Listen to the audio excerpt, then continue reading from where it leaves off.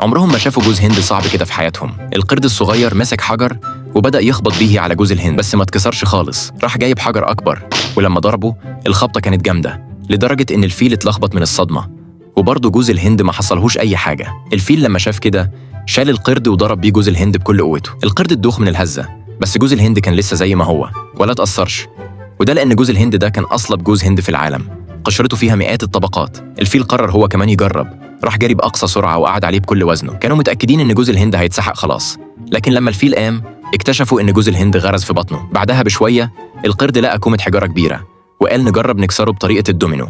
وفي الآخر لما الحجر الأخير وقع الحجر اتقسم نصين، لكن جوز الهند نفسه ما حصلهوش أي حاجة. الفيل اتنرفز، مسك جوز الهند ورماه على الأرض بكل قوته. جوز الهند نط لفوق وطار في السماء ولسه سليم زي ما هو. ولما وقع تاني القرد لاحظ إن في زهور هندباء لازقة في خرطوم الفيل، فربط فيهم جوز الهند. الفيل شاف كده وبدأ يشمه، وفجأة كان هيعطس. القرد بسرعة مسك الفيل ووجهه ناحية صخرة. العطسة خرجت جوز الهند بسرعة صاروخ، طار وعدى القارات واختفى. بعد 3 شهور الاتنين فضلوا مستنيين رجوع جوز الهند، وفجأة نزل من السماء زي كرة نار، وقع على الأرض وعمل حفرة ضخمة. القرد والفيل قربوا يبصوا، بس الأرض اتشقت ووقعوا هما الاتنين في الحفرة. بصوا قدامهم لقوا جوز الهند لسه صلب زي ما هو، ففكروا في فكرة جديدة وراحوا بيه عند بيت القنفذ. القنفذ أول ما شافهم اتعصب جدا.